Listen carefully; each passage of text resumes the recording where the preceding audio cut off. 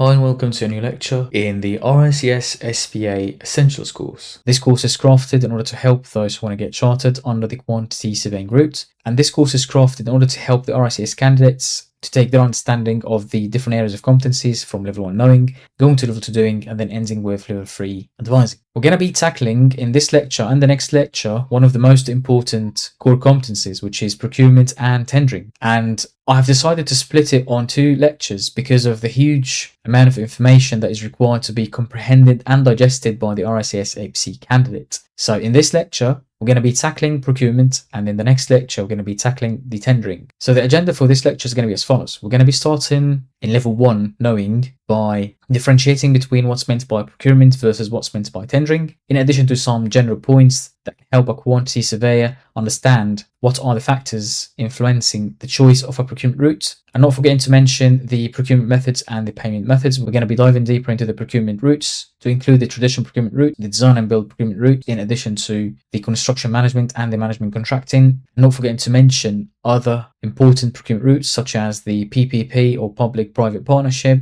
the private finance initiative, and the design, build, operate, and transfer. And then we're going to be ending level 1 by diving deeper into the different payment methods that could be adopted in the procurement route chosen, such as the lump sum payments, the cost plus, the remeasured contracts, and the consequent payments, in addition to the target cost and the guaranteed maximum price. And then we're going to be moving to level 2, which is doing. And the best way to tackle it is by showcasing how you can write your RICS APC submission with an example to this specific area of competence up to the required level. And we're going to be adopting the same methodology of thinking in level 3. We're going to be providing an example which can help you to think about how you can write your RICS APC submission in this specific area of competence up to the required levels.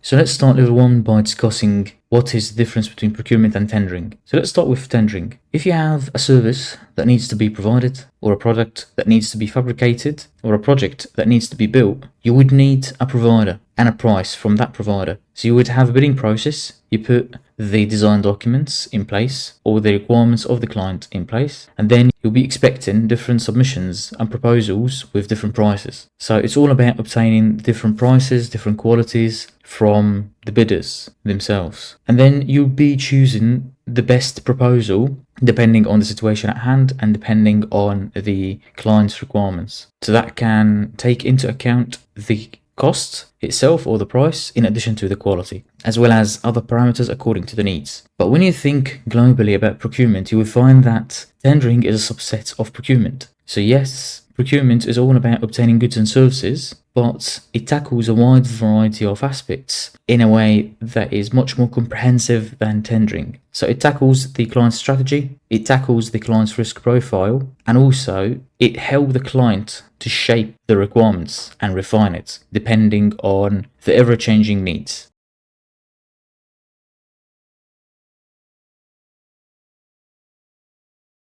And now moving to level 3, which is all about the advising. So now reaching a level where the quantity survey is not only analysing tenders, but also proposing a procurement route to the clients that they're working with, in addition to choosing and disqualifying different contractors based on a wide variety of criteria. So as you could see on the screen, these are two examples that you can include in your RICS APC Summary of Experiences submission. The first example is about a residential scheme. The start of the quantity surveying services is in RIBA stage 1, which is preparation and brief. And then the main issue happened at RIBA stage 2, which is conceptual design. At this point in the timeline of the project, the client wanted to have a better understanding of the most suitable procurement route. The quantity surveyor had a conversation with the client to understand further the client requirements and constraints, and the actual constraints were time and cost. The client also wanted to delegate and transfer the design risk to the contractor, and they wanted to have an early involvement of the contractor in the design and consequently the construction of the project. So the best solution based on the client requirements and constraints is to advise on a single stage design and build